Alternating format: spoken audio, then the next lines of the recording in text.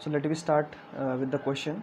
And car start from the rest and moves along the x-axis with a constant acceleration of 10 meter per second square for 2 seconds.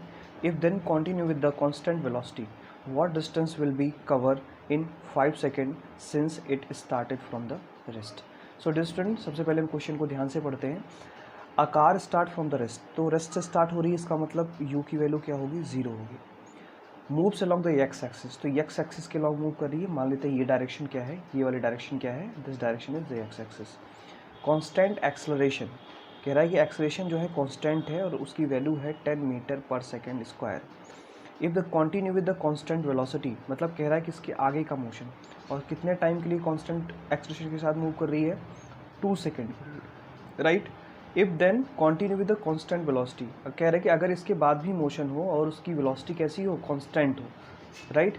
What distance will it cover in 5 second, तो कह रहा है कि total time 5 second दिया हुआ है, right. तो कह रहा है कि कितना डिस्टेंस ये 5 सेकेंड में ट्रेवल करेगी.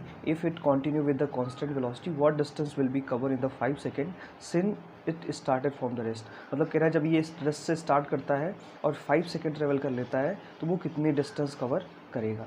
सो आइए देखते हैं क्वेश्चन को. इस क्वेश्चन को देखने के लिए हम एक फिगर बनाते हैं. मान लेते हैं ये इनिशियल पॉइंट ए है जहाँ से कार अपनी स्पीड जहाँ से मोशन स्टार्ट कर रही है और यहाँ पर u इक्वल टू क्या है, 0 है. और ये मोशन करते करते पॉइंट बी पर पहुंच गई. पॉइंट बी पर मोशन करते हुए इसका जो एक्सेलरेशन था वो कांस्टेंट था, 10 मीटर पर सेकंड स्क्वायर था. और यहाँ से यहाँ तक आने में इसको जो टाइम लगा वो कितना लगा, 2 सेकंड लगा.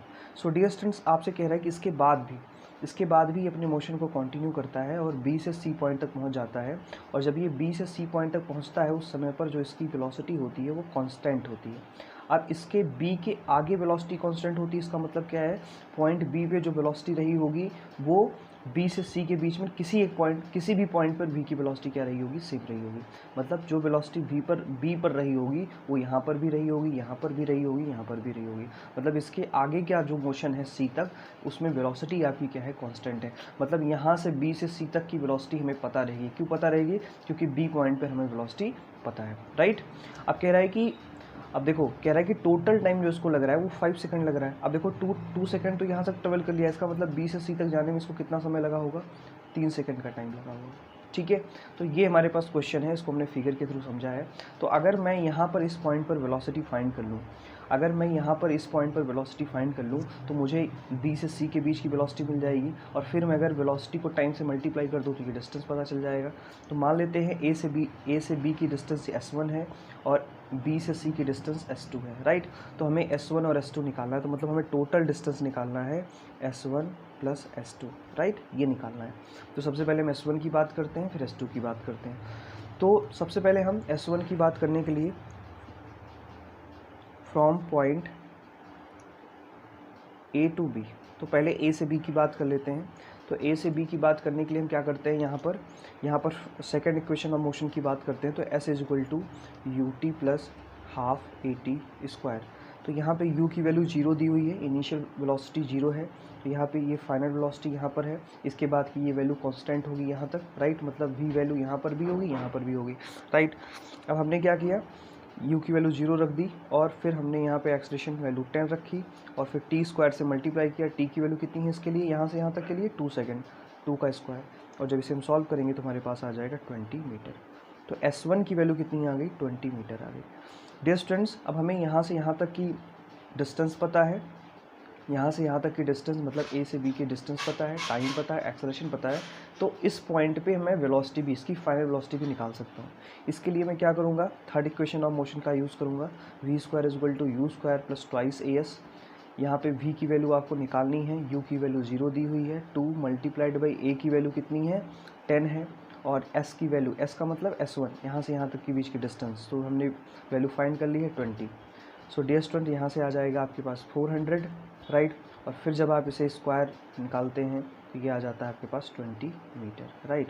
तो हमें मीटर पर सेकंड, तो हमें इस पॉइंट पे वेलोसिटी पता चल गई 20 मीटर पर सेकंड, राइट. अब हमें यहाँ पे वेलोसिटी पता है और हमें यहाँ तक बताना है. तो यहाँ से B से C तक की जो वेलोसिटी है वो कांस्टेंट है, राइट. तो अब मैं डिस्टेंस निकालूंगा फ्रॉम B टू C. तो हमें पता है कि जो वेलोसिटी होती है इज इक्वल टू होता है डिस्प्लेसमेंट या स्पीड की बात कर लें तो डिस्टेंस अपॉन टाइम। तो यहाँ से जो s की वैल्यू होगी वो क्या आ जाएगी, v मल्टीप्लाइड बाई टी।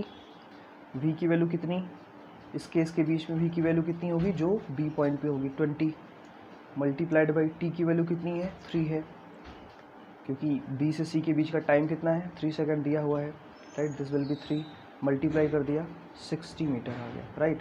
तो इस तरह से हमने s1 और s2 की वैल्यू फाइंड कर ली। अब आपसे पूछ रहा है कि टोटल डिस्टेंस बताइए। टोटल डिस्टेंस की वैल्यू हो जाएगी s1 प्लस s2।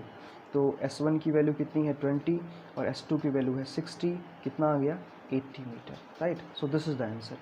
आई होप स्टूडेंट्स ये बात आपके समझ में आ गई होगी कैसे ये आया।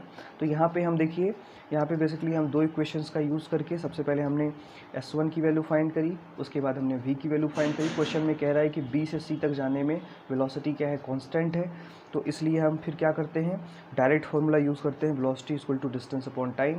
तो यहाँ से हमने डिस्टेंस फाइंड कर लिया और दोनों को ऐड करके टोटल डिस्टेंस निकाल लिया। आई होप ये क्वेश्चन आपके समझ में आया होगा। ये फिगर थोड़ा ध्यान से समझिए। टोटल टाइम 5 सेकंड दिया हुआ है, तो यहाँ से b से c तक का, a से c तक का पूरा टाइम 5 सेकंड है, तो अगर 2 सेकंड यहाँ तक लग गया तो यहाँ पे टाइम कितना लगेगा, 3 सेकंड लगेगा। आई होप ये क्वेश्चन समझ में आ गया होगा डियर स्टूडेंट्स। तो और भी अगर आपके पास डाउट हैं तो आप मुझे बता सकते हैं। आज मैं आपको ग्रुप में कुछ क्वेश्चंस दे रहा हूँ, आप उसे प्रैक्टिस करें। Thank you.